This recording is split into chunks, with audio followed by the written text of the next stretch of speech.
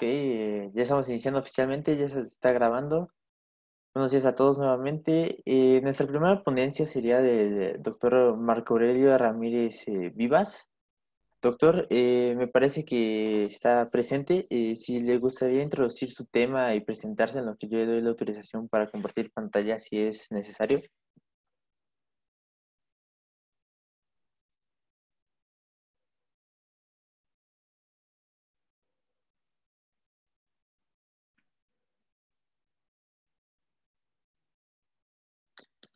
¿Pueden escucharme?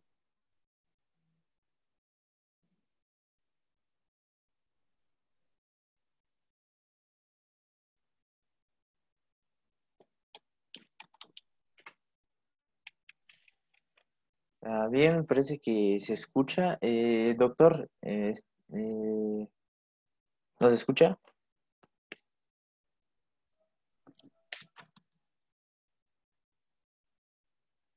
¿Alguien escucha al doctor? ¿Podrían confirmarme en el chat? Ok, doctor, estamos viendo que hay algunos problemas técnicos. Apenas lo vemos. Hay un ángulo muy inclinado en su cámara. ¿Podría comunicarse en el chat para confirmar que nos está escuchando?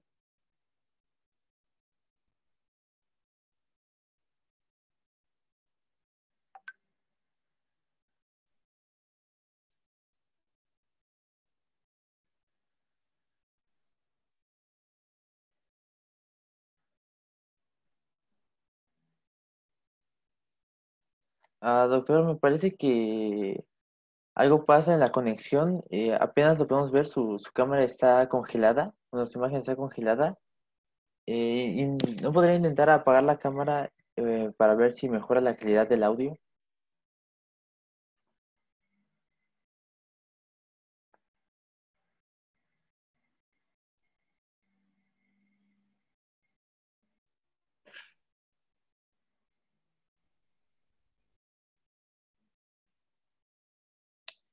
Eh, Disculpe, seguimos sin escucharlo.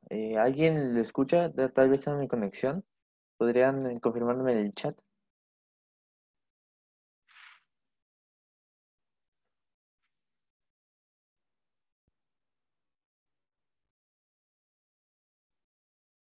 Ok, me dicen que se escucha, entonces lo voy a atribuir a que es mi conexión.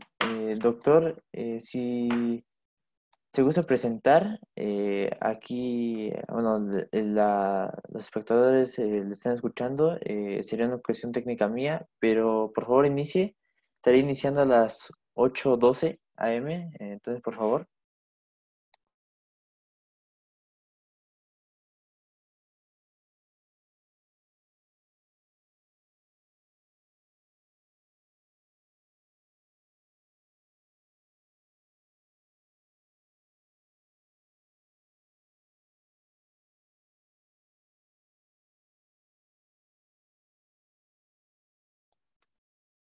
Ah,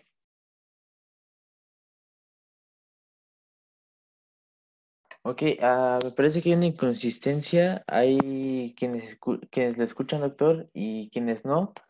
Creo que para agilizar esto, nos saltaremos así de ponencia en lo que se resuelven todos esos problemas técnicos y continuaríamos con la doctora María José Merendo. Doctora, ¿se encuentra?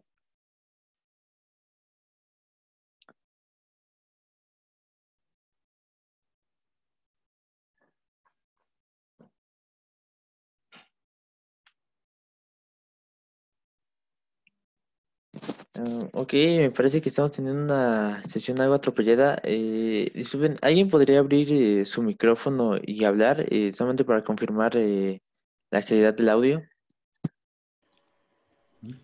Hola, buen día a todos. Sí, yo te escucho muy bien, Isaac, pero después no escucho nada, ¿eh? Ujú. Hola, buen día. Yo también te escucho, pero por lo menos el primer expositor no escucho nada también. Ok, entonces, ¿saben qué? Vamos a hacer esto. Doctor Ramírez, si le parece, vamos a postergar un poco su su ponencia. Estamos viendo que hay algunos problemas técnicos. Entonces iremos con la siguiente ponencia. Vemos que la doctora no está presente, pero por lo que me doy cuenta, está presente el doctor Claudio Lobeto y el doctor Marco Antonio. ¿Es así, verdad? Bueno, Sí, te escucho. ok, perfecto.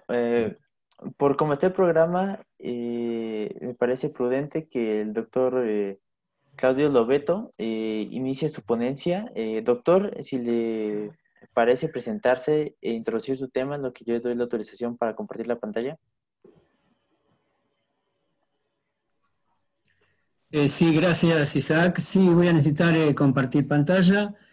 Me voy presentando, tengo 15 minutos por lo que dice ahí.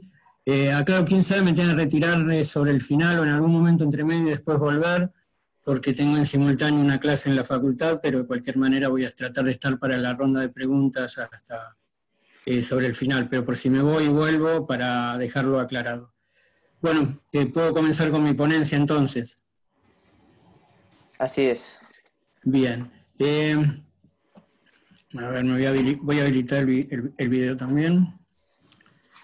Bueno, mi ponencia tiene que ver con, el título es Representaciones simbólicas y prácticas socioestéticas desde una mirada decolonial, y en realidad faltaba una parte del título que era acerca de una exposición realizada en el Museo de la Diáspora Africana en agosto del 2019, en San Francisco, California, titulada Coffee Room, Sugar and Gold, una paradoja postcolonial, donde a través del trabajo de 10 artistas contemporáneos, Ángel Otero, Guerrier, Philip Thomas, Leonardo Bensant, Lucía Hierro, Lavar Monroe, Andrea Chung, Ebony Patterson, Didi William y Philly Baez, todos vinculados al Caribe y a las Antillas, países como Bahamas, Dominicana, Haití, Jamaica y Puerto Rico, trabajaron en torno a la cuestión del legado del colonialismo europeo en el Caribe y en esa región. En las obras se refleja un sentimiento de... Voy a ver si después puedo poner las imágenes si tengo tiempo para que las podamos ver.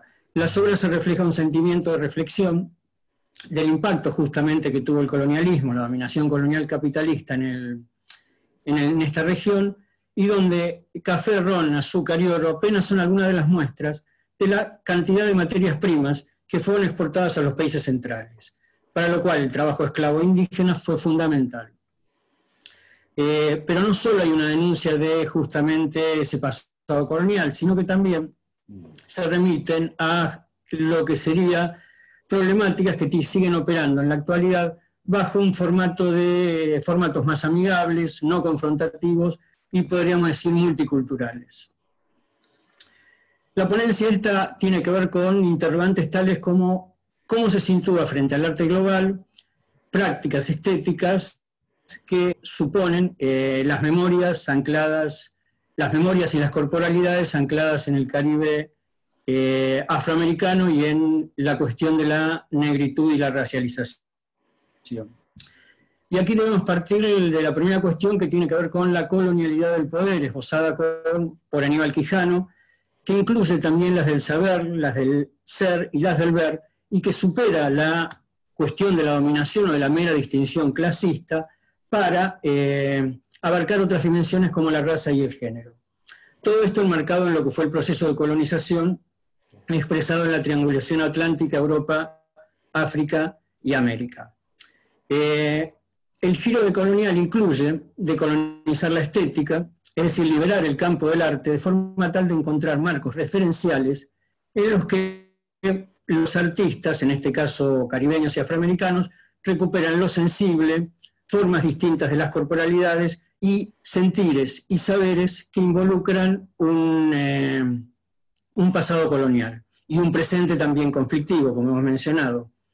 Ahora bien, cuando hablamos de estéticas decoloniales, debemos definirlo en términos de lo que Walter Mignolo, Pablo Gómez y Enrique Dussel han planteado como decolonizar la mirada del arte occidental para liberarlo de la hiéstesis que había sido justamente atrapado por esa construcción occidental y moderna del arte. En este caso, decolonizar las estéticas significa retomar nuevas subjetividades, es decir, plantearse en un lugar en el cual la pintura de Sousa Santos denomina como estéticas emergentes, o como podríamos denominar, tomando Boaventura de Sousa Santos, como estéticas emergentes, en el sentido de situarnos en la sociología de las emergencias, de las ausencias y del diálogo cultural. Estas emergencias serían justamente estas estéticas o estas acciones de artistas, colectivos de arte, movimientos, etcétera, que visibilizan y hacen emerger estéticas que han sido justamente invisibilizadas por un canon occidental fetichizado y universalizado a nivel mundial. La muestra es atravesada por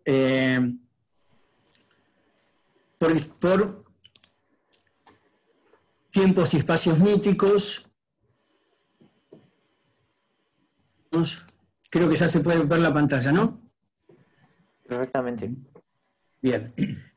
La muestra es atravesada por tiempos míticos, oralidades diversas, identidades cruzadas, y se vincula con la poética de la relación planteada por el autor Edouard Glissant, que sería un marco apropiado para ver estas cuestiones de las identidades y de las migraciones.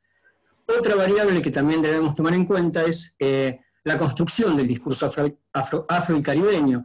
¿Por qué? Porque tiene que ver con la cuestión de la identidad, centralmente en la obra de estos artistas. Aquí no vamos a desarrollar, pero bueno, Frantz Fanon, Aimé Césaire, Michel Trouillot, Stuart Hall y Claudel Mesila serían algunos de los autores que han trabajado esto, uno de los tantos autores, ¿no?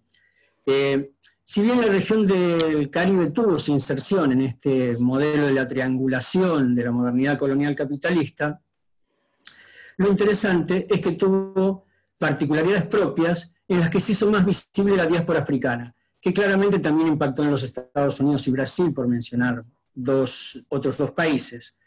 Pero vayamos a la muestra directamente. Este habría sido un poco el marco teórico-conceptual.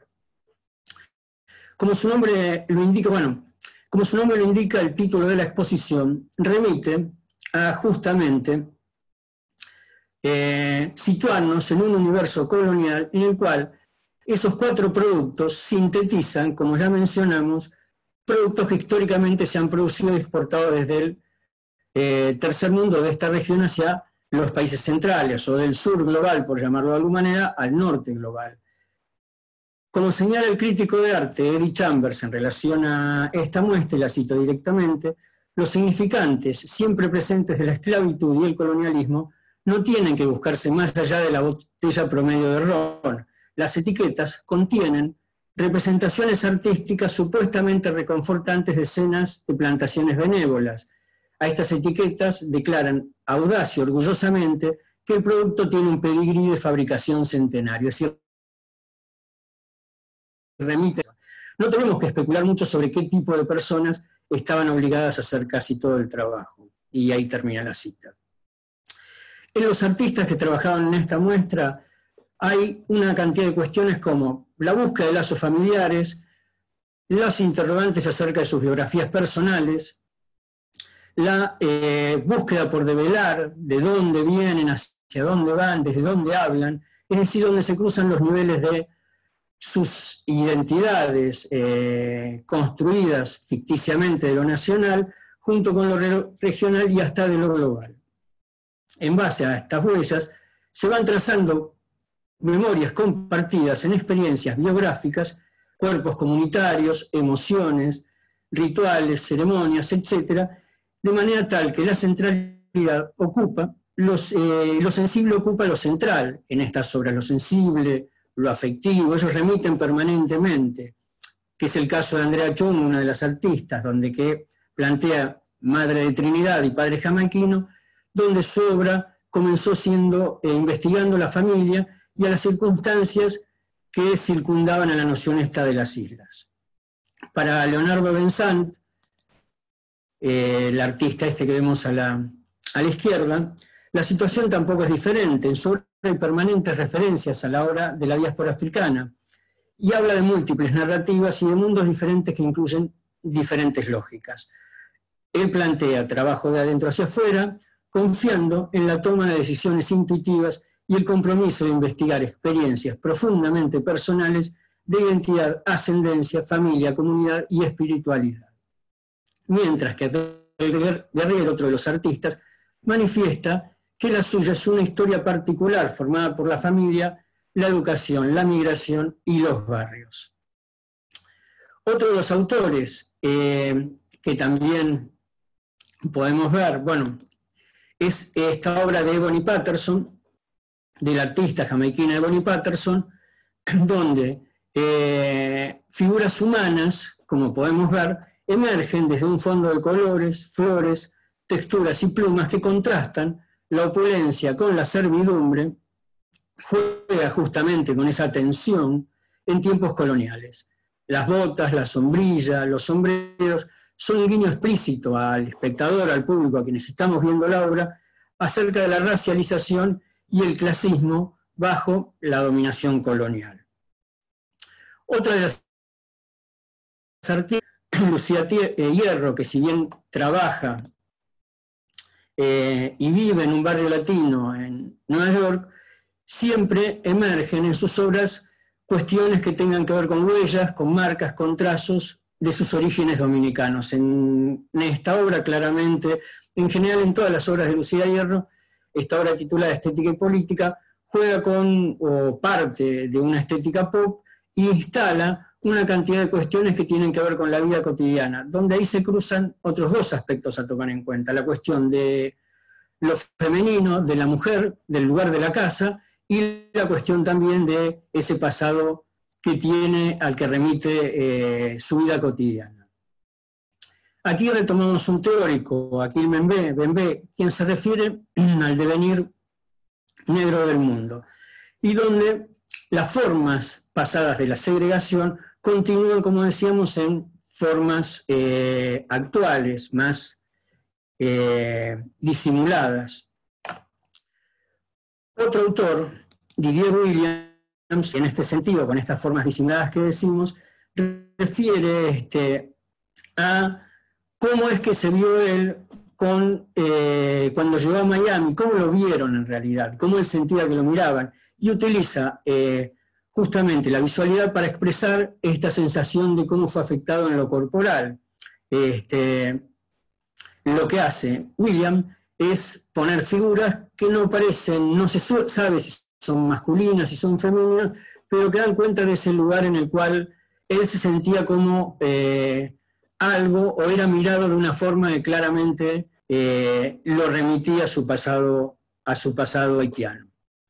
En el caso de Lavar Monroe, otro de los autores, otro de los artistas, también, y acá otra de las cuestiones que aparece en la muestra, tiene que ver con cómo lo popular y las manifestaciones espirituales que rememoran o que remiten a esa diáspora africana, a esos orígenes, a esos pasados, son insumos para las obras, ya que recurren a referencias visuales, extraídas de la literatura, las prácticas religiosas populares, las prácticas de celebración, la mitología y la historia de las estatuas y los conmemorativos.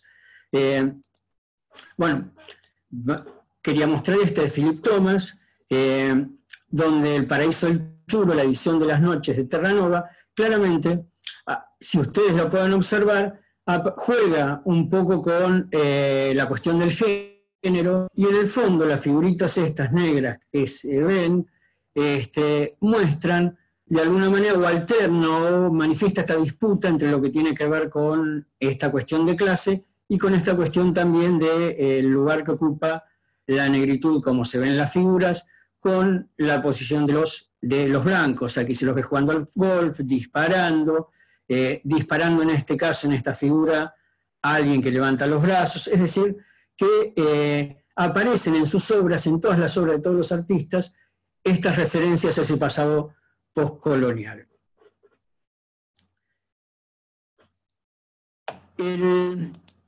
Me interesa, bueno, había mencionado antes, y quería, sobre Leonardo Benzán, cuando remite a su pasado, a su cosmología, a una cosmología africana, a una diáspora africana, y cómo trabaja en base a texturas y a collage y ensamblajes que él, como había mencionado, los remite más a ese pasado africano, no a cuestiones que tengan que ver con el arte occidental. Es dice que el ensamblaje y el bricolage justamente era algo propio del arte africano. La exhibición entonces podríamos decir que se estructuró como una zona de contacto, según la teórica Marie-Louise Pratt, entre una mirada colonial y decolonial, ese punto de inflexión entre un coleccionismo clásico, ya que la obra se realiza en un museo, las obras se venden, las obras circulan, y la posibilidad de una mirada crítica como contracara de la colonialidad del ver, un espacio en el que converge la mera contemplación y el goce artístico con la reflexión crítica y la actitud pedagógica de contar otras historias. Como señala el artista Firelei Báez, dominicana, que vemos en esta obra y donde juega con esa construcción que se hizo, que significa el Caribe, pero también relacionado con las catástrofes climáticas, huracanes, etcétera, que hay en la zona, y también con la cuestión de los cuerpos y de los cuerpos femeninos, dice Firelei Báez que la premisa es sacar a relucir historias subalternas, cosas que no son en nuestros libros de texto, que existen, pero que no han sido siempre nombradas. Y quiero finalizar con las palabras de uno de los curadores, Osei Mensah, que dice que temas como el imperialismo, la hegemonía y el neocolonialismo no son solo reliquias del pasado, sino nociones que influyen en las políticas de hoy y que son muy visibles en el presente. Esperamos que las personas salgan de la exposición sintiéndose inspiradas, empoderadas e informadas, listas para desafiar el status quo. Y esto tiene que ver con ese espacio de contacto, esa zona de contacto entre una clásica exposición con un mero objetivo de la contemplación y el goce artístico y el mercado, con la posibilidad de instalar percepciones y cuestionamientos o interrogantes que permitan al espectador situarse en una postura más crítica, más reflexiva y más cuestionadora del canon universal del arte. Y ese sería el final de mi exposición. Muchas gracias. Fue la ponencia del doctor Claudio Lobeto.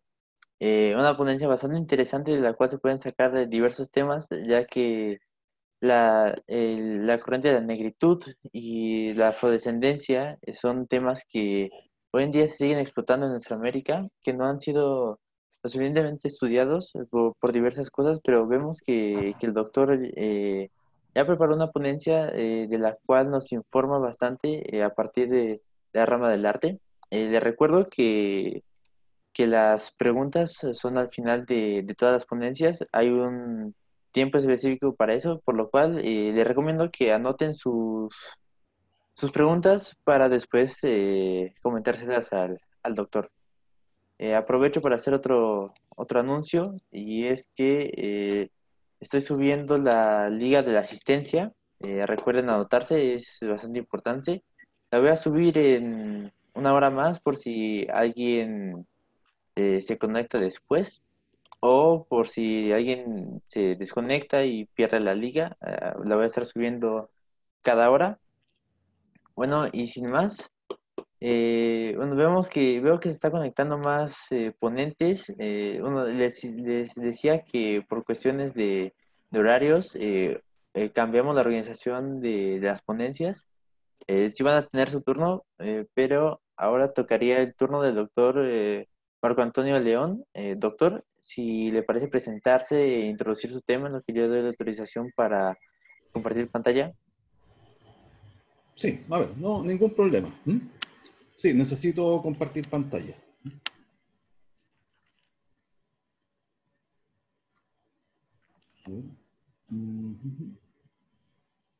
Mira, me aparece un cuadro acá que me dice: el anfitrión inhabilitó la función de compartir las pantallas de los participantes. No sé si se podrá arreglar.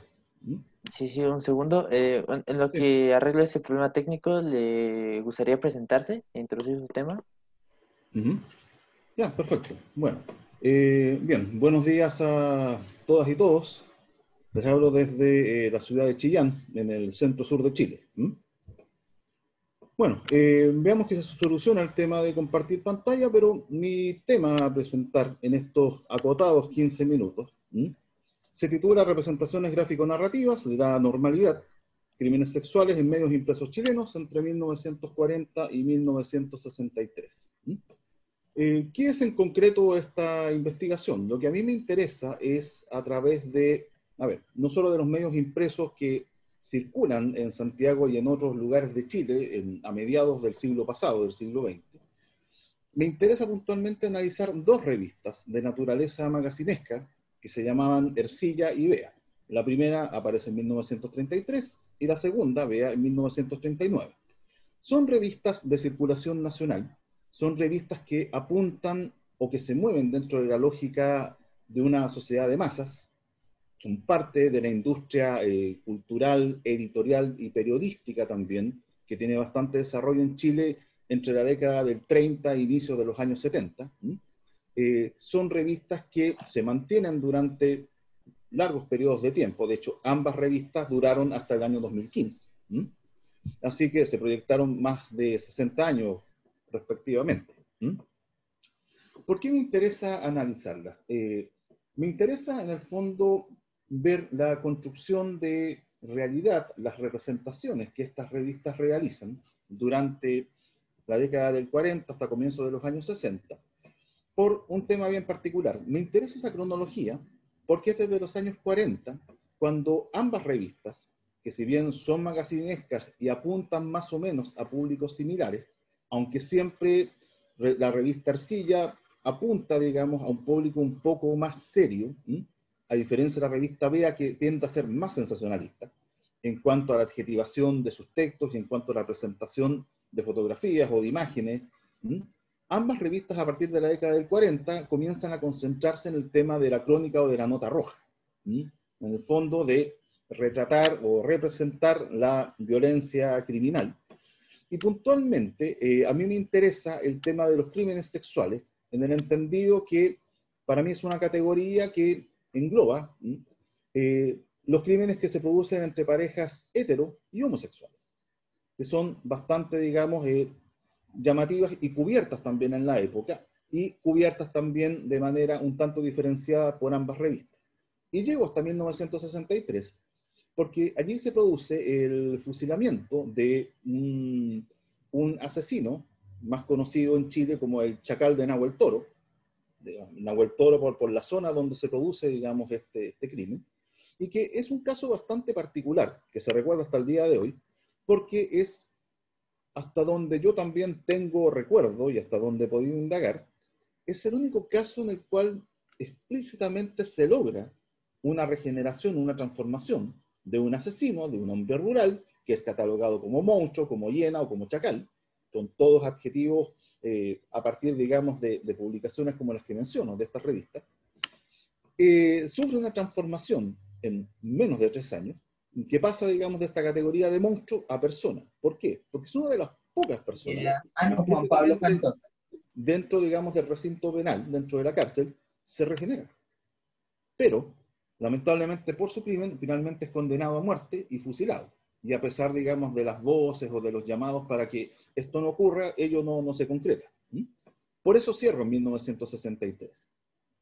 Ahora, ¿por qué me interesa la categoría de anormalidad o de anormal?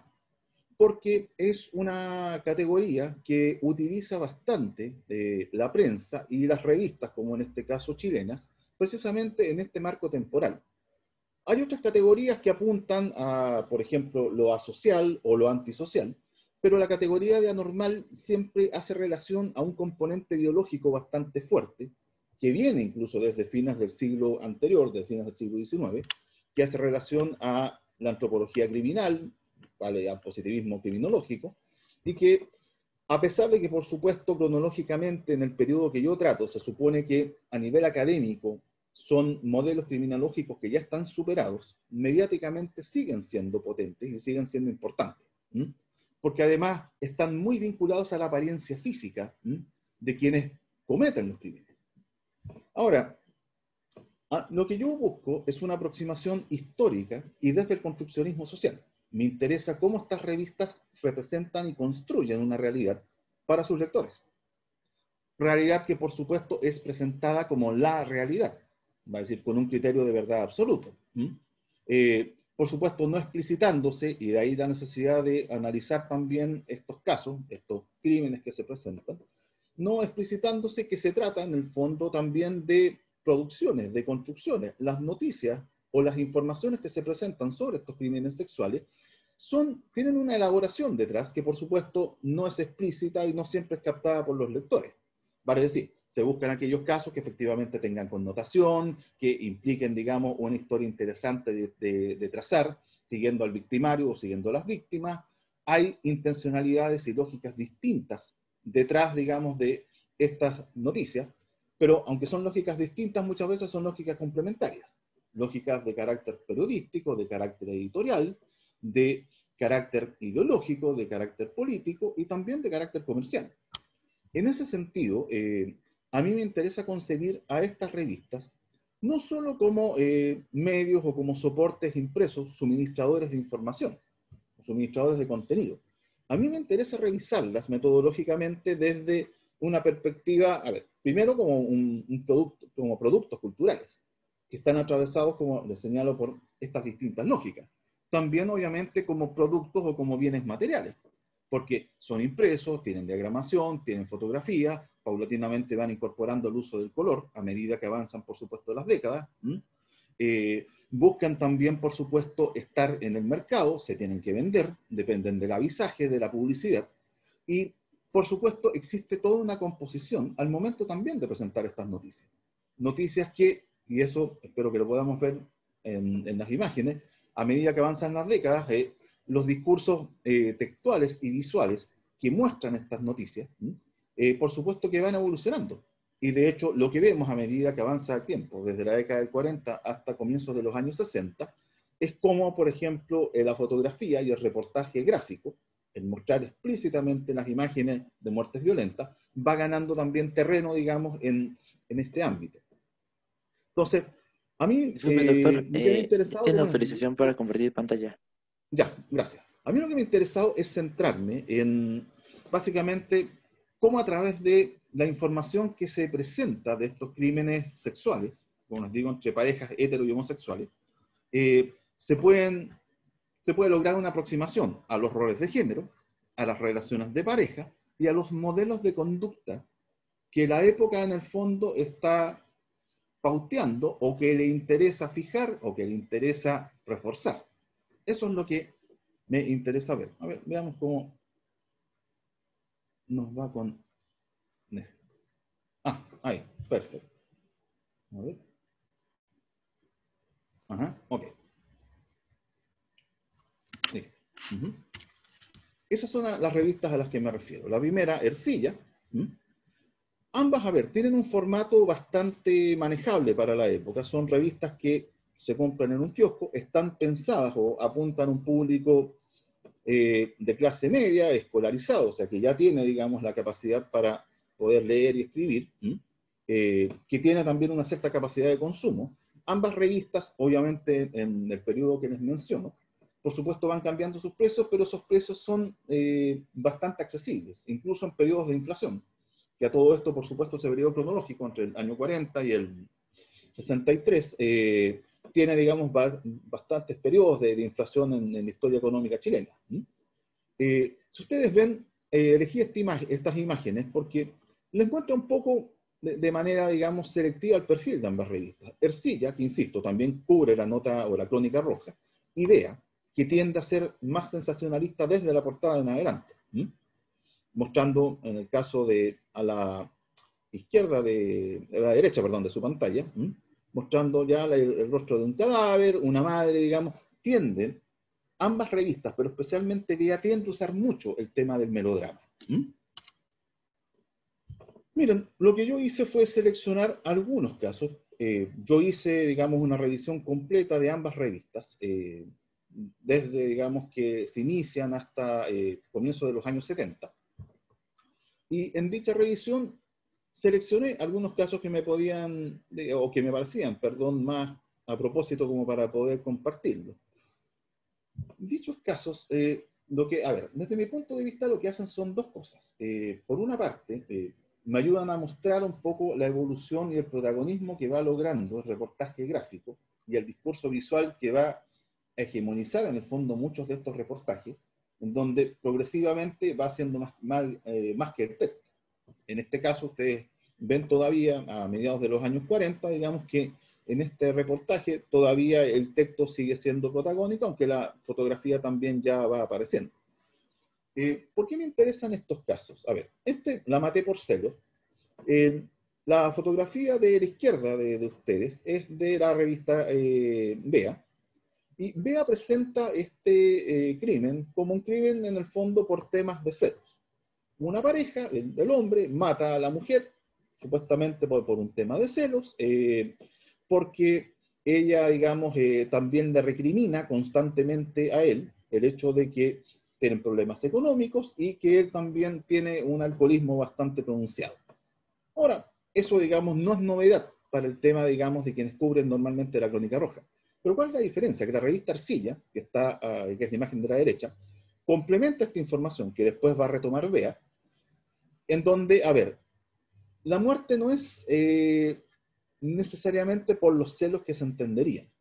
Se revela poco a poco que él ha asesinado a su esposa porque descubre que ella es lesbiana y que mantiene una relación amparada o respaldada por las hermanas, digamos, de ella, con otra persona, con una amiga. Y eso él lo descubre a través de unas cartas.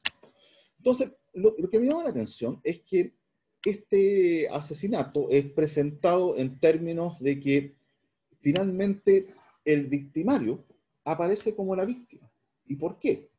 Porque en el fondo, a ver, se termina justificando que él mata a su esposa por un tema de salvar la honra de ella, para que no se sepa socialmente que es lesbiana, la honra de él, que por supuesto es el macho, es digamos, el sexo fuerte, y debe también resguardar su honra, y la honra del matrimonio. Porque no es concebible, y así se da a entender, tanto, digamos, por quienes escriben estos reportajes, que no siempre están individualizados, debo decirlo, se da a entender que tiene que guardar esa honra, que es fundamental. Y en estos tres casos que les digo, la honra de ella, la honra obviamente de él, y la honra del matrimonio. Y de hecho, incluso eso se usa como argumento después en el juicio que se le hace al victimario, por parte de su abogado, para salvarlo de la condena a muerte, cosa que finalmente se logra. O sea, él llega a la cárcel, pero no es condenado a muerte. Acá hay otro caso, en donde también aparece un poco el elemento de honra, pero aparece el elemento de clase.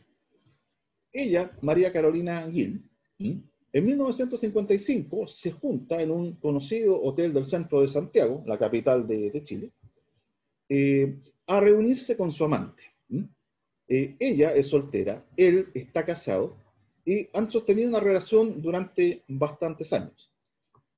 La esposa de él fallece y ella considera que al fallecer ha quedado libre la oportunidad o abierta la oportunidad para que puedan en el fondo vincularse ya formalmente como pareja, casarse incluso. Sin embargo, al morir la esposa del amante, él considera que tiene que casarse, pero elige a otra persona. Y María Carolina Gil, que es una persona de clase acomodada, que es escritora, y bastante conocida en la época, especialmente en los círculos de élite, digamos, de Santiago y de Chile, decide juntarse con su amante todavía en un hotel. Ella lleva un arma de fuego. Inicialmente iba a suicidarse, sin embargo, discuten y ella termina disparando y matando en el fondo a su amante. Eso ocurre en el Hotel Crillon, y eso es la noticia que es cubierta precisamente por las revistas Ercilla y Vea. Y de hecho, fíjense bien la adjetivación. La muerte tomó 11 en el Crillon. Bueno, 11, digamos, para el público que me escucha, es la merienda en el fondo de la tarde que tenemos los chilenos. ¿Qué llama la atención? Que a diferencia de otros casos, por supuesto, en donde se cubren crímenes de carácter sexual entre parejas, cuando la condición social del victimario o de la victimaria no es de una clase acomodada, o de una clase media, o de una clase popular baja, no hay ningún problema en mostrar fotografías del crimen, del cadáver, Vuelvo de hecho a la imagen anterior. Ahí tienen incluso el cadáver, digamos, de el caso anterior que les comentaba. Sin embargo, cuando se cubre un caso en donde, insisto, la victimaria en este caso es de una condición social distinta, nunca hay fotografías de ella como victimaria o eventualmente del cadáver, como en este caso. Aquí sí se fotografió, pero es la única foto que hay. Hay muchos casos en los cuales las fotos son abundantes. Tampoco no hay ninguna referencia más explícita, salvo obviamente la foto principal, a María Carolina Gil como victimaria.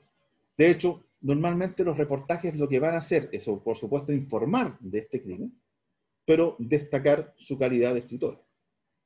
A eso, no, por supuesto, a ella no la va a salvar de la cárcel, pero uno se da cuenta como el tratamiento que existe hacia ella, en función de una condición de clase, es distinto.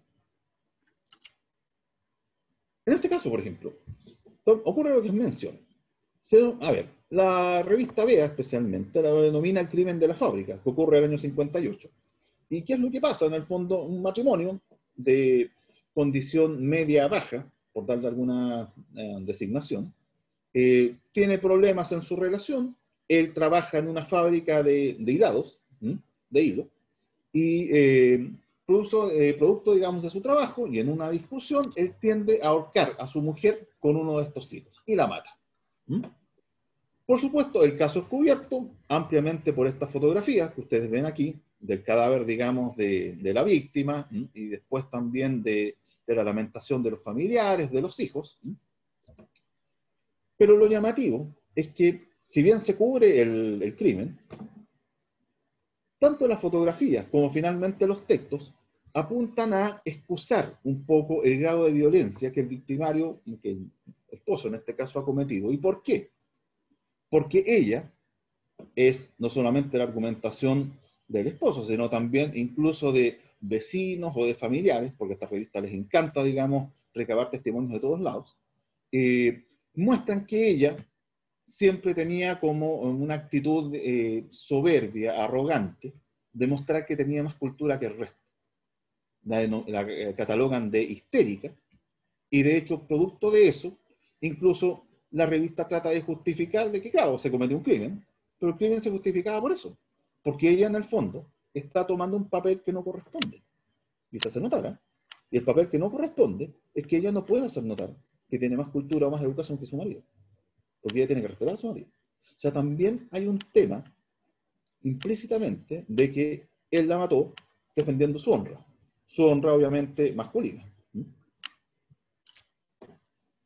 Este otro caso, entre el amor y la sangre, que la revista Vea también catalogó de weekend de amor y de sangre, también volvemos al tema de la honra.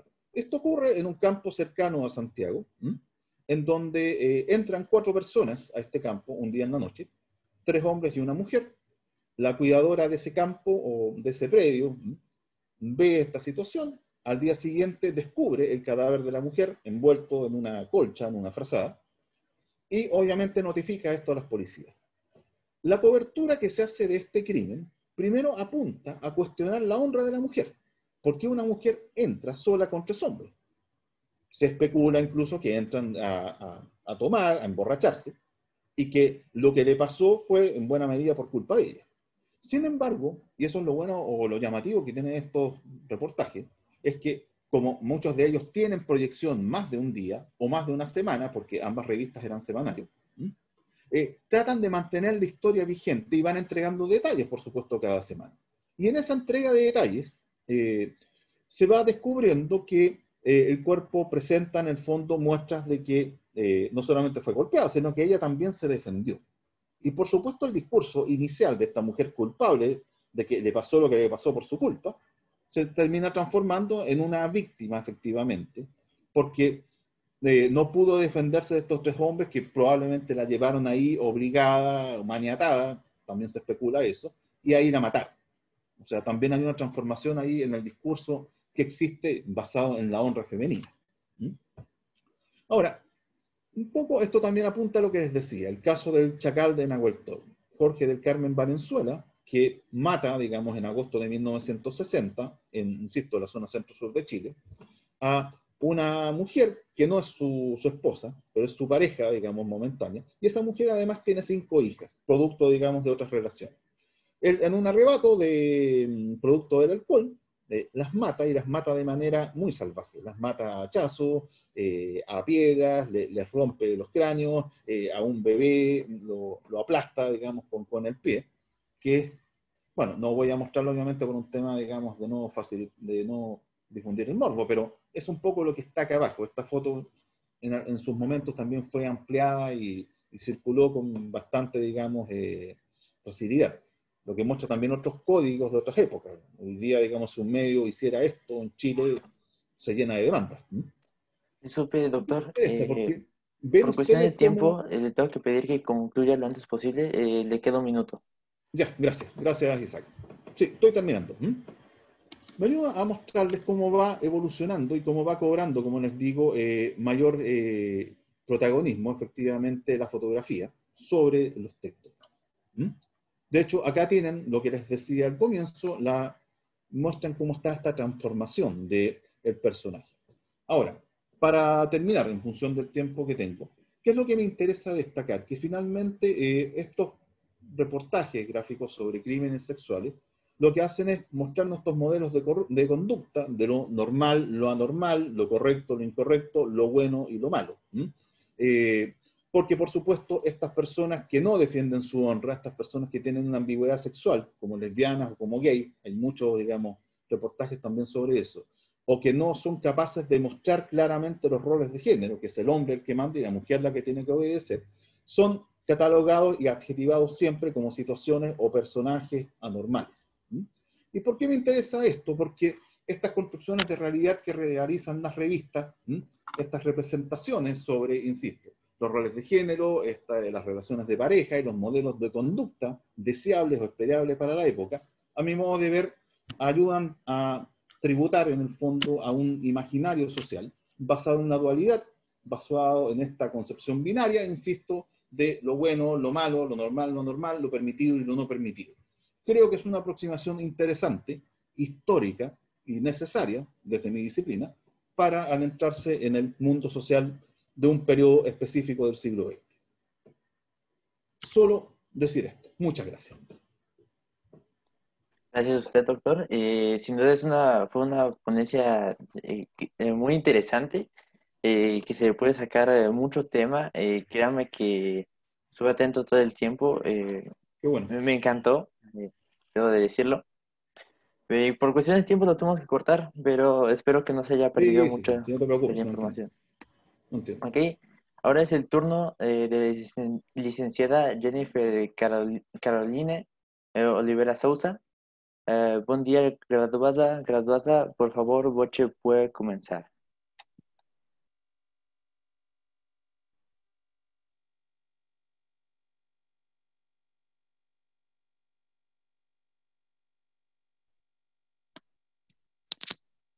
Perdón, no la escuchamos. ¿La escuchan? No, no se escucha. Disculpe, licenciada, no la escuchamos.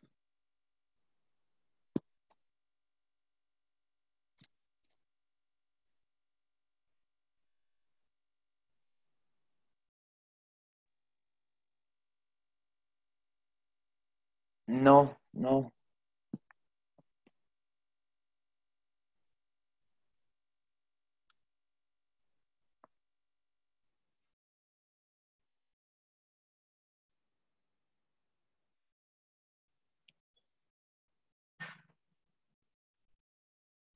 Bueno, creo que la licenciada abandonó la sesión por unos segundos para arreglar sus problemas técnicos. Lo único anuncio que tengo para ustedes es que ahora mismo estoy poniendo la liga de la asistencia.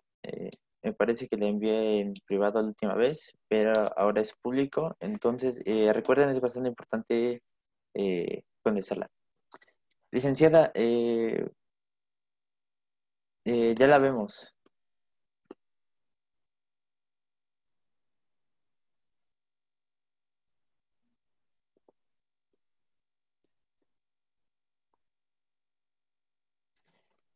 Perdón, licenciada, ¿aún no la escuchamos?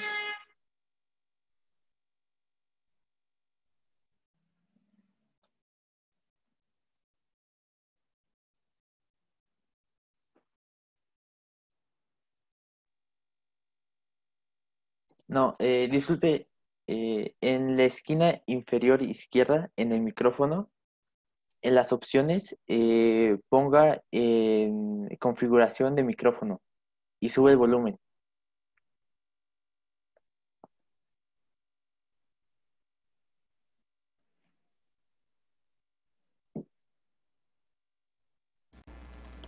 Me ouvem agora? Perfecto.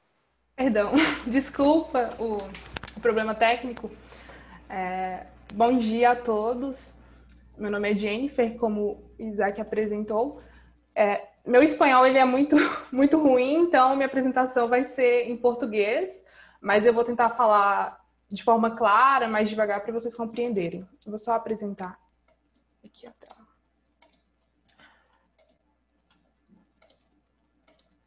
Eu acho que como eu saí, não está disponível para mim apresentar. Teria como você autorizar, por favor?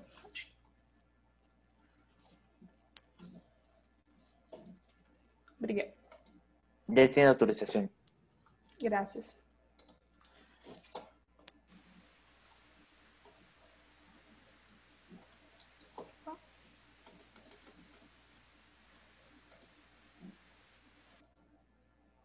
Vocês conseguem ver o slide? Perfectamente. Vocês conseguem visualizar minha tela? Sí. De PowerPoint. O título da minha apresentação vai ser O Imaginário acerca do Nazismo no Brasil, representado por meio da história contrafactual, análise do romance literário A Segunda Pátria. Meu nome é Jennifer Caroline, eu sou graduanda em História na Universidade Estadual de Montes Claros, no Brasil. Sou pesquisadora do Grupo Odisseia, que é um núcleo de pesquisa sobre o pensamento da Abdel Malek Sayaj. Esse romance que eu analiso, que é a fonte da minha pesquisa, ele se chama Segunda Pátria, foi escrito em 2015, ele é um romance histórico, mas ele é bem recente, ele é do autor Miguel Sanches Neto. Basicamente, a narrativa desse romance é uma história fictícia, na verdade é uma história alternativa em que pensa uma realidade histórica diferente para o Brasil da década de 1930, durante o governo do presidente Getúlio Vargas. Nesse romance é explorado como teria sido no Brasil se o presidente Getúlio Vargas ele tivesse se aliado ao nazismo, como teria sido esse nazismo no Brasil na década de 1930. Então esse romance ele é uma variante ficcional da história do Brasil. E o recorte que eu trago para minha apresentação seria de uma percepção histórica que é representada nesse romance através de uma história alternativa, que é essa história paralela, essa ficção que é ambientada em um contexto histórico, mas que difere aquela realidade histórica, faz com que os acontecimentos se deem de maneira distinta. Como eu falei, como se o Vargas tivesse aliado ao nazismo, como teria sido no Brasil. Pensando nessa perspectiva, dessa representação que é construída no romance, eu trouxe uma citação do Roger Chartier para pensar esse conceito de representação mesmo.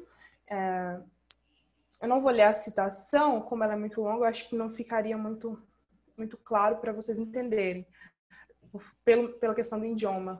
Mas basicamente, o que eu pretendo dessa citação é para pautar teoricamente o meu trabalho, pensando a literatura, no caso essa minha fonte, como uma tentativa de construção do real. Essa representação enquanto uma relação com a realidade. Por mais que é uma obra ficcional, tem esse caráter essa perspectiva da realidade, tenta moldar, onde a realidade ela é maleável, e também como essas representações, muitas vezes, elas dependem do do contexto em que os autores eles estão inseridos, a questão da intencionalidade por trás da escrita. Essa outra citação aqui é do autor que chama Antônio Celso Ferreira, em um livro que ele vai falar sobre essa questão da relação entre a literatura e a história. Basicamente, ele fala que a literatura, muitas vezes, ela é vista como algo apenas para o entretenimento, para uma diversão. As pessoas leem com o intuito de entrar em um mundo imaginário para sair da realidade delas. Só que, por mais que a literatura tenha essa capacidade de alargar a visão do mundo do leitor, por meio da transfiguração, que seria essa transposição dele para um mundo imaginário, no entanto, toda obra literária ela vai estar enraizada na sociedade, porque vai ser em determinadas condições de espaço, de tempo, políticas, culturais, que o escritor ele vai escrever a sua obra, como o contexto vai influenciar muito na produção. Pensando essa questão da representação e mais ainda da história alternativa, como eu falei que esse romance ele é algo narrativo, porque ele é algo alternativo, porque pensa outra realidade, o contexto histórico, para além de um pano de fundo dos acontecimentos, ele se torna um personagem ativo. Ele vai ser moldado e a realidade vai se dar de maneira distinta. Seria basicamente uma história que tem uma linha de realidade alternativa.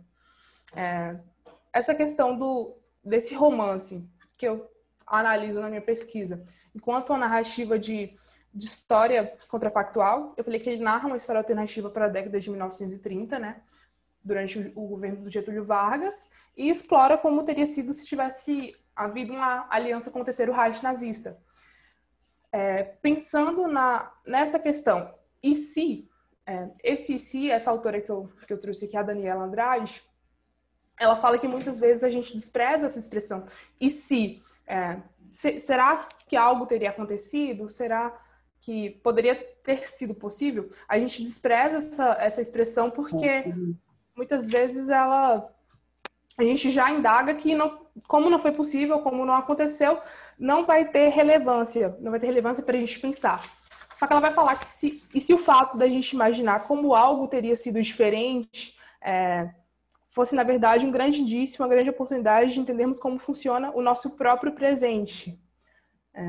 Como lembramos do nosso passado e projetamos o nosso futuro. Talvez, então, enfrentaríamos a perspectiva de um campo quase desconhecido, uma possibilidade tão rica e desafiante como pode ser o próprio ato de representar o passado.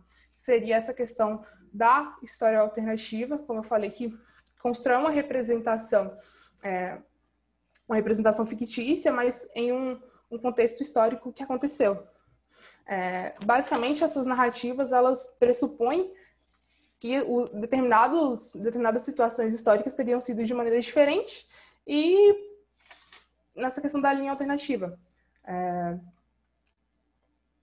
Essa história alternativa, como eu já falei, ela é uma categoria que está em vários campos de análise, na história, na literatura, é um subgênero da ficção, então ela vai ser muito presente por essa questão desse caráter ficcional, mas da importância que ela tem por poder representar a realidade, ela vai ser muito importante em várias áreas do conhecimento.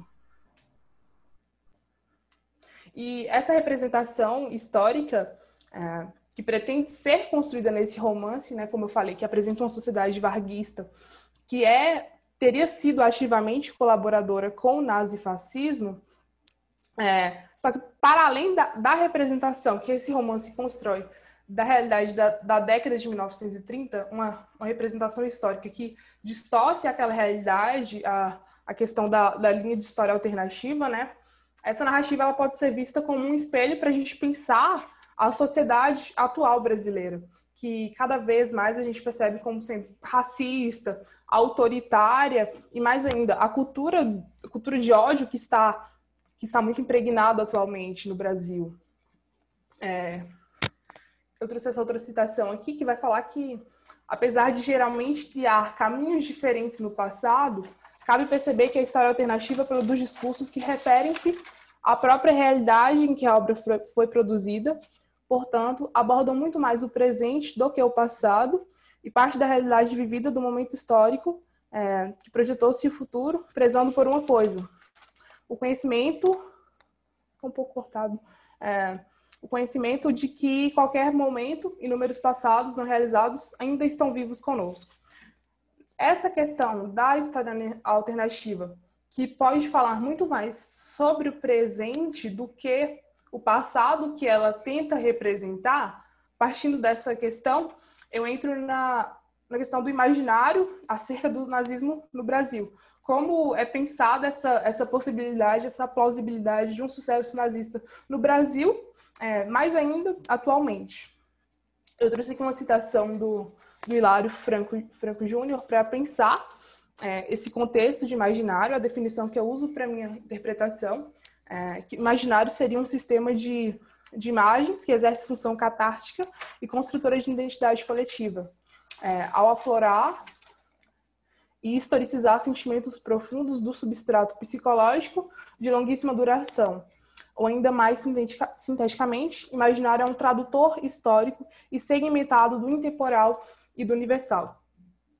Esse conceito de imaginário, eu penso ele enquanto a construção desses sentimentos que vão formar essa identidade coletiva. Pensar, então, esse romance enquanto fruto de um imaginário que tem um medo de um sucesso nazista, que representa esse sucesso nazista que teria sido possível na década de 1930, mas que mais ainda, devido a claras referências que a gente vem tendo no Brasil atual, movimentos neonazistas, assim, os ideais nazifascistas muito presentes, como isso vai permear esse imaginário e vai tornar esse medo cada vez mais plausível. Então, basicamente, seria como essa representação contrafactual do passado, esse romance que constrói uma história alternativa, que tenta falar lá da década de 1930, constrói uma narrativa de como teria sido esse sucesso nazista. Ela pode carregar muito mais elementos que constituem a história do tempo presente no Brasil. Ou seja, ao tentar falar de 1930, esse autor ele fala muito mais sobre o Brasil atual, sobre o que a gente vem vivendo, sobre essa possibilidade e essa plausibilidade de um sucesso nazista. Como eu falei, toda a questão de uma cultura do ódio que a gente vem vivendo, a questão da alteridade, o ódio ao diferente, ao outro, ao exterior. Aqui eu trouxe alguns recortes de notícias no Brasil que mostram como essas referências ao nazismo vêm sendo cada vez mais constantes. Como eu falei, o romance ele foi escrito em 2015, mas de 2015 para cá, principalmente 2020, a partir de 2018, na verdade, com a eleição do atual presidente, como vem aumentando ainda mais essas claras referências, como vem sendo legitimado que as pessoas elas possam mostrar publicamente a aproximação que eles têm, o flerte que eles têm com esse nazismo, como isso está muito presente atualmente. Aqui é uma notícia de um homem que foi visto usando uma faixa com a suástica aqui no Brasil, em Minas Gerais. Outra notícia que eu trouxe, ela é mais recente, que teria sido a questão do copo de leite, o presidente usando esse símbolo que seria nazista devido a uma supremacia racial. A gente tem toda aquela questão de que o beber leite, por ser branco, você estaria reafirmando a sua supremacia racial. Ele falou que não teria sido em referência ao nazismo e tal, mas alguns especialistas apontaram que sim, devido às ideologias, os posicionamentos políticos que ele defende. Essa outra notícia foi do secretário da Cultura, do governo também do Bolsonaro, imitando uma fala de um nazista, do Goebbels, e esse secretário da Cultura ele foi demitido, mas toda a questão estética, de como ele se apresentou no discurso dele, a questão a própria linguagem que ele usou no discurso, muitas pessoas apontaram que teria sido uma clara referência a uma fala do Goebbels. E aqui é uma outra notícia que eu trouxe, que foi quando um juiz no Brasil ele liberou o uso da propaganda nazista em Santa Catarina. Como, acho que essa notícia ela mostra bem como vem sendo cada vez mais legitimado uma permissividade para que as pessoas que se... qual a palavra? Que se que se identificam com a ideologia nazista, como elas vêm tendo essa permissividade para explorar, para demonstrar isso em público sem serem punidos. Retomando, para deixar mais claro, como eu falei, a representação daquele romance, do romance que é a minha fonte, que tenta falar de 1930, na verdade, ela por ter sido escrita em 2015, talvez ela está falando muito mais sobre o próprio contexto, a própria realidade, devido a essas claras referências que a gente vem tendo. Eu vou encerrar a minha fala, acho que por causa do tempo. Estou aberta a perguntas, não sei se eu fui muito clara, principalmente por causa da questão do idioma, e estou aberta a perguntas. Obrigada. Obrigado, licenciado. Si quisiera desear su email o algún contacto caso alguien quiera saber más sobre o asunto, usted puede hacerlo en el chat. Esta fue una ponencia bastante interesante, la verdad. Espero que todos pudimos entender lo más posible. Créanme que de lo que habló no fue un tema completo, iniciando en varios ámbitos. Entonces, en serio le recomendaría que se pusieran en contacto con la licenciada para saber más del tema, para hacer preguntas. Las preguntas las vamos a hacer al final. Pueden hacer usar el traductor Google y enviarla por mensaje directo. Licenciada, espero que eso no le moleste y serán al final. Muchas gracias por su ponencia. Gracias. Bueno, gracias. Bueno, veremos si alguno de los ponentes ya se reconectó. Doctor Marco Aurelio Ramírez Vivas, doctor, ¿está presente? ¿Alguien lo ve? Bueno, me parece que ya no hay más ponentes. Si hay alguno, yo no lo estoy ubicando en los asistentes, entonces por favor, si desea hablar, puede hacerlo y pedir la palabra.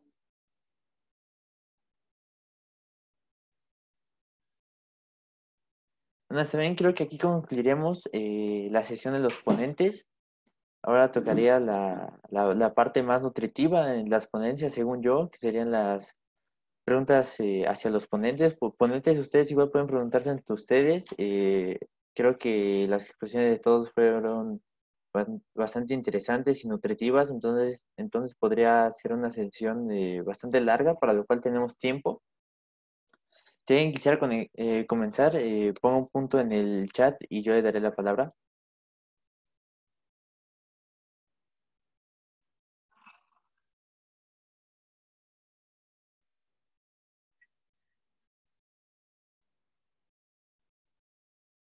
Bueno, yo quisiera comenzar haciendo las preguntas al doctor Marco León.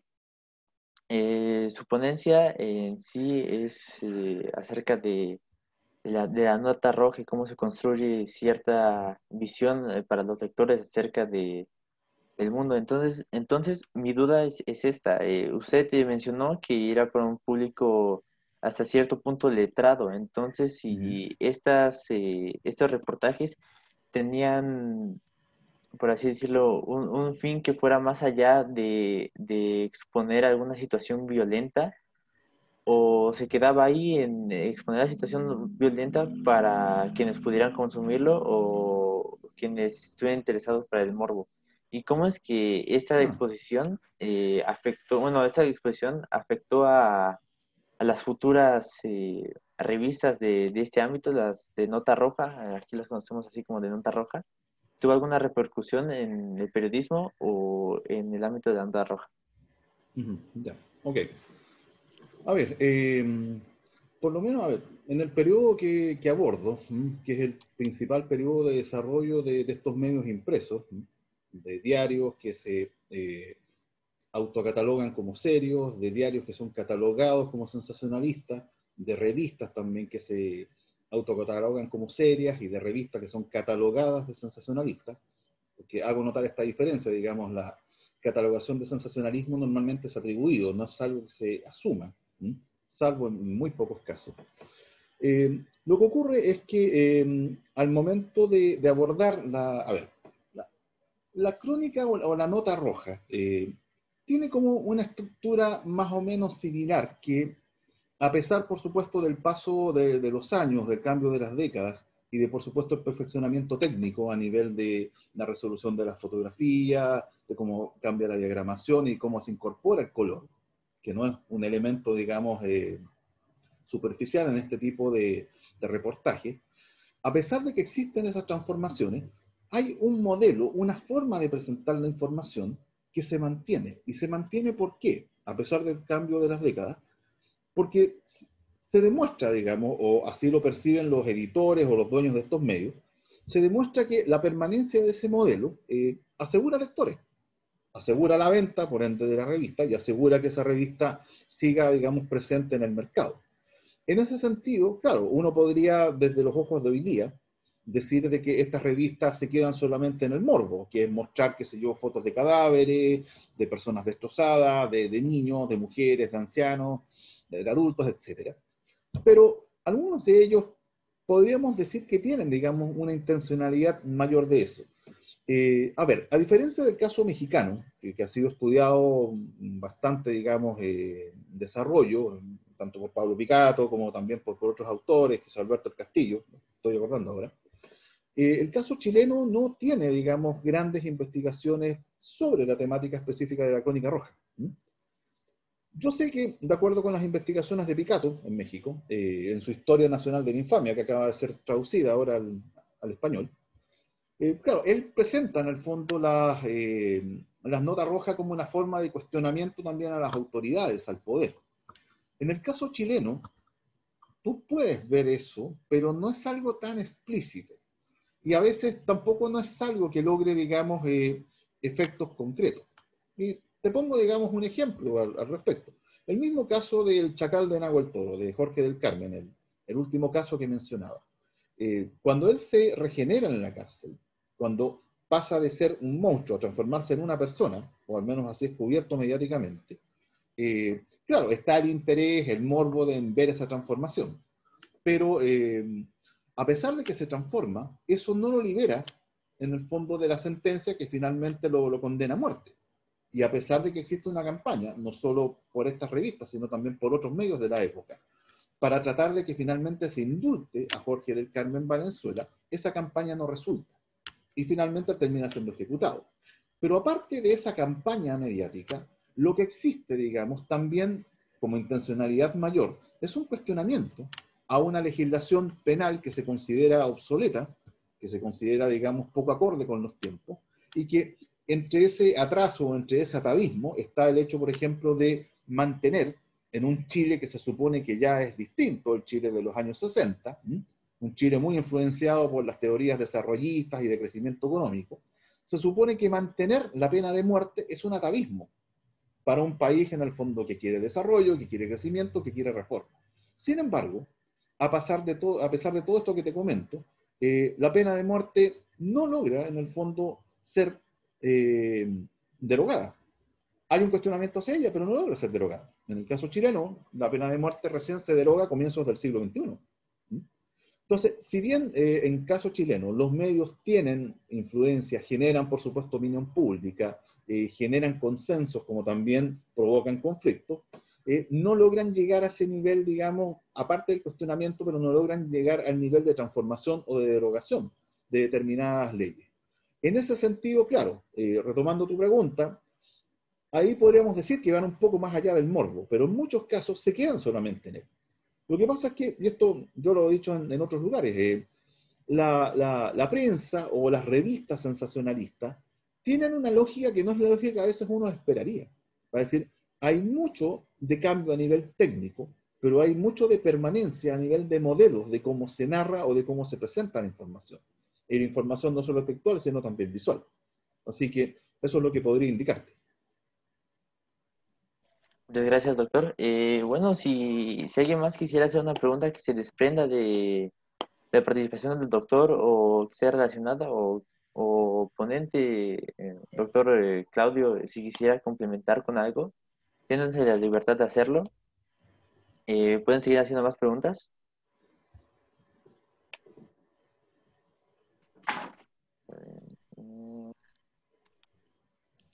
Okay. No, si, por mi parte, si no hay ninguna pregunta, y me parece que no quiero aclarar mucho más a lo que fue el desarrollo de la ponencia. Más que acotar, bueno, que no me di cuenta después, pues esto fue, en realidad la ponencia forma parte de una investigación que estamos llevando en la Facultad de Filosofía y Letras de la Universidad de Buenos Aires, del Instituto de Arte, y un poco contextualizarla, que al final con los 15 minutos no pude llegar a plantear. Es una investigación en la cual estamos trabajando sobre exhibiciones decoloniales, música decolonial y performance urbanas desde una perspectiva decolonial también. Pero bueno, era solo eso, más que nada contextualizar un poco en qué marco tenía que ver la ponencia, ¿no? Es solo eso. Doctor, tenemos algunos minutos, entonces si le gustaría desarrollar más su tema, está en la libertad de hacerlo. ¿Te referís a mí, Isaac? Sí, sí, a usted. No, un poco, bueno, si tú no, más que nada, la idea es tomar el marco de lo que es la teoría decolonial, esbozada en los nodos por Walter Mignolo, y a partir de ahí lo central, y es que de ahí tenía que ver la ponencia que yo presenté sobre una muestra hecha en California, plantear más que nada cómo es posible hacer un giro decolonial planteado por los mismos autores, es decir, esta noción de la ibris del punto cero, que significa situarse en un lugar y de ahí girar de alguna manera para tener una mirada que rompe con todas las... con lo que es una perspectiva moderna y colonial que se instaló y se universalizó a nivel... y se universalizó justamente como una verdad revelada, ¿no? En el plano de lo estético, propiamente dicho, tiene que ver con esta colonialidad del ver, es decir, romper con esta idea de cómo el arte está visto desde una mirada en la cual hay una construcción de lo bello, del goce, de la contemplación, y lo planteado por colonialismo justamente girar, retomando esto, aunque sea reiterativo, y situarse en un lugar donde se recuperan otras prácticas, otros saberes de las comunidades indígenas, de los negros o la comunidad afroamericana, si se quiere decir político correcto. Incluso, escuchándola a Jennifer, recordaba, bueno, que uno de los trabajos también realizados fue en el Museo Afro-Brasil en San Pablo, donde ahí también hay una intencionalidad muy fuerte de romper y de crear un museo en el Parque de Ibirapuera, en pleno San Pablo, en una zona donde están los museos más importantes de Brasil, y como ahí también se instala un museo con la intención de plantear una perspectiva de la historia afro en el caso de Brasil. Lo mismo sucede también mucho en la cuestión de la música en Colombia, por ejemplo, ¿no? Con una serie de ritmos y en las zonas del Caribe.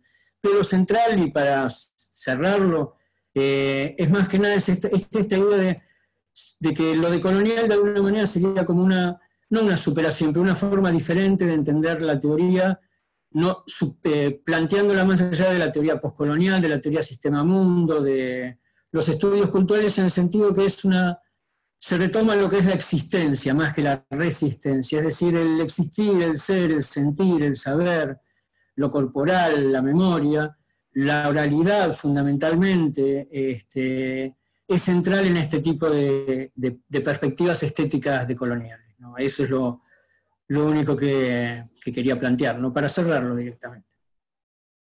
Muchas gracias, doctor.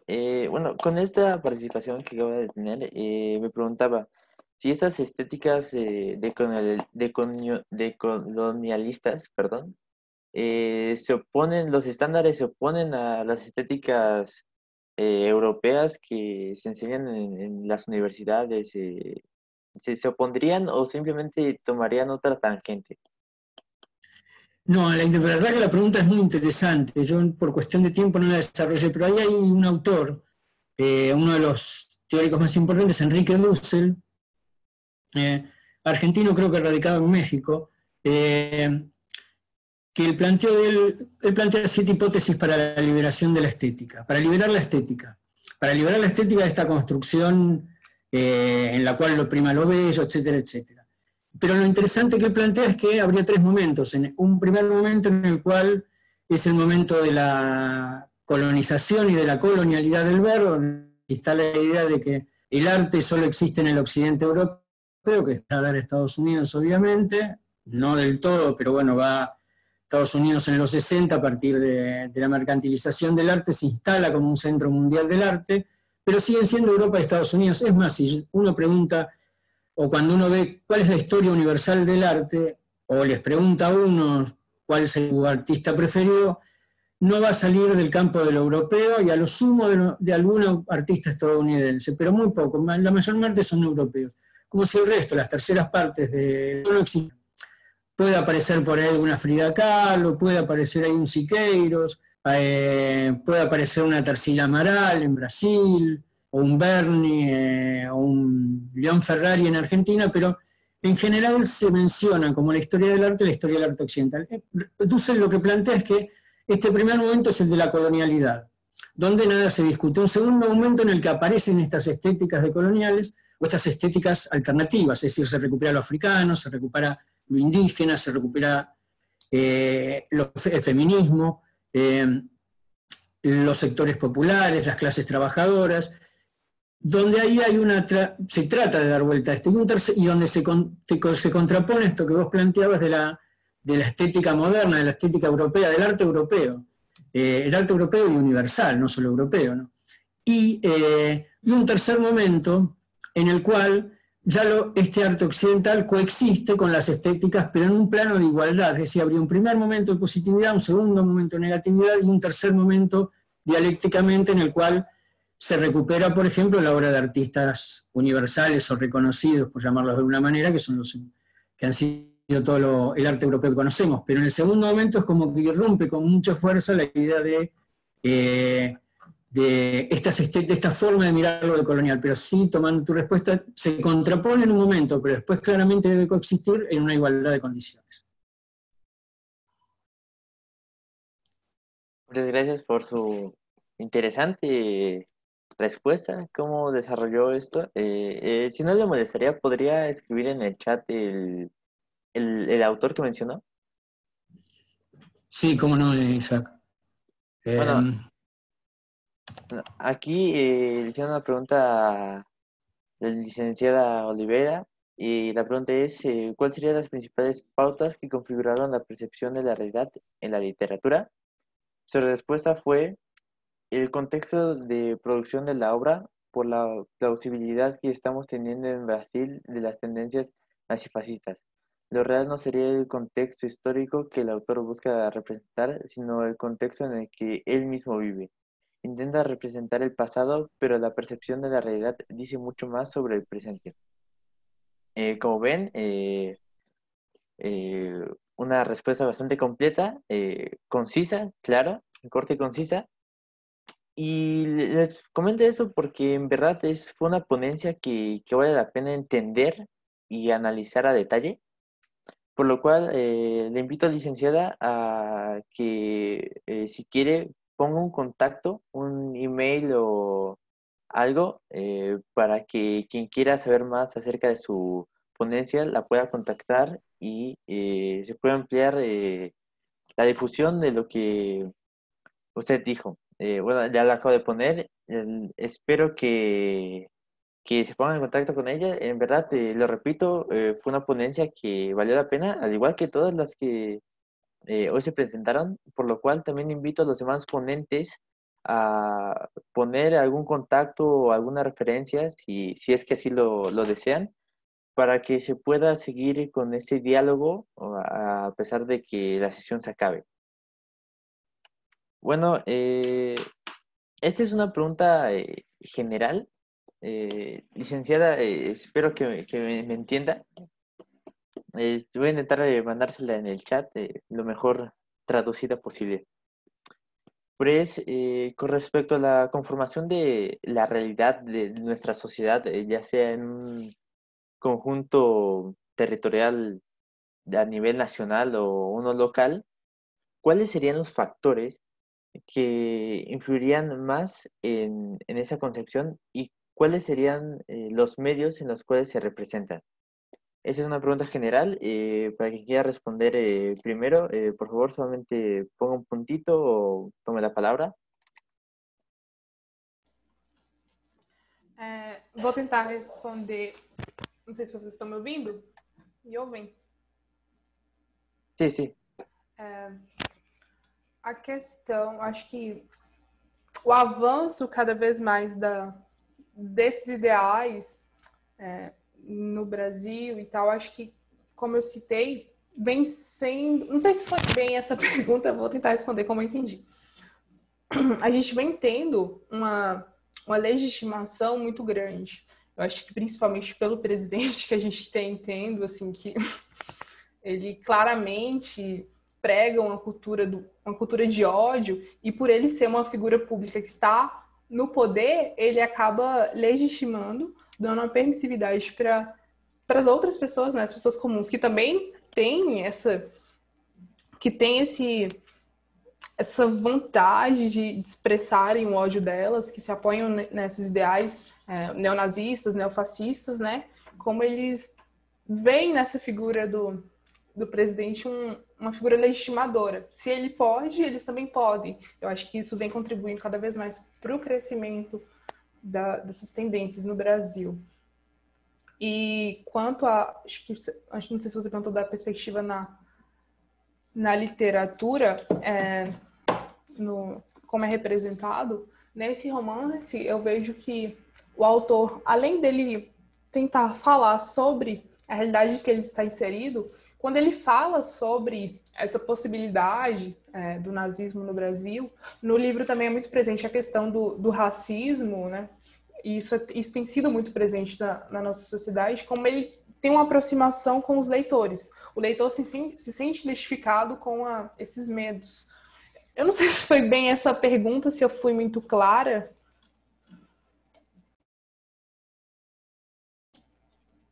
Sí, sí lo fue, licenciada. Y quería pedirle aquí a quien estén viendo esta ponencia, si alguien tiene un mejor dominio de portugués, si nos pudiera hacer una traducción.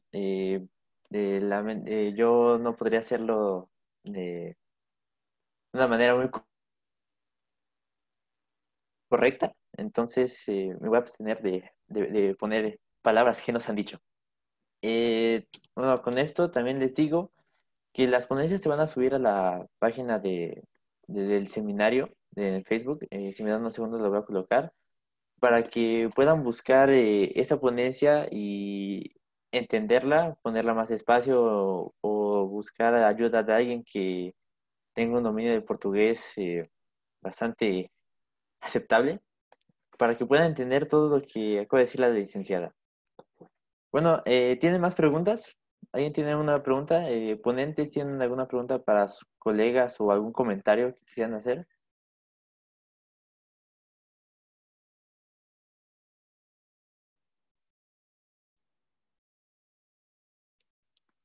Bueno, creo que ya no hay preguntas.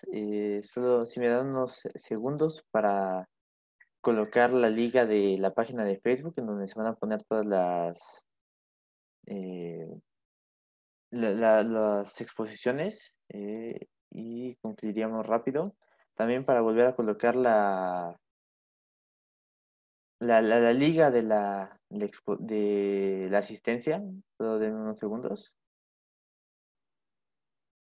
A ver. Ok,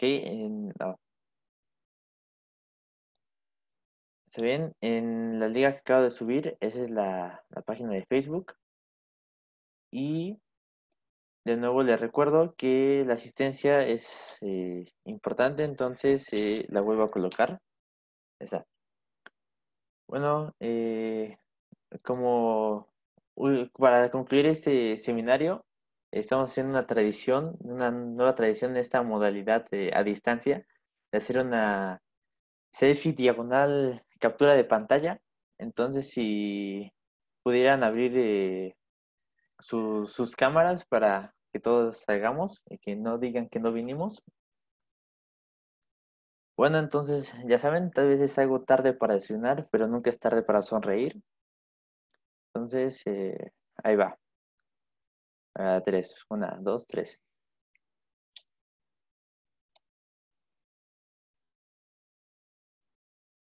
Ok, ya salió. Todos muy guapos. Espero que no les sorprenda. Y con esto concluimos. Pero retomando parte de la tradición que era lo presencial, les tengo que solicitar que abandonen la sala para darle el espacio a la siguiente ponencia. Y antes de concluir, quisiera pedirles un aplauso para los ponentes de hoy, que en verdad fue algo muy nutritivo. Pueden hacerlo con la reacción, así es, con la reacción. En verdad, muchas gracias y créanme, esta ponencia fue en verdad nutritiva. Si pueden buscarla en Facebook y difundirla, por favor háganlo. No creo que a nadie le moleste que le inviten a ver una ponencia de este calibre. Bueno, espero que tengan un excelente día. Les recuerdo que va a haber más ponencias a lo largo del día. Supongo que todos los que están aquí tienen el cronograma. Y eso es todo. Les deseo que tengan un buen día. Hasta luego.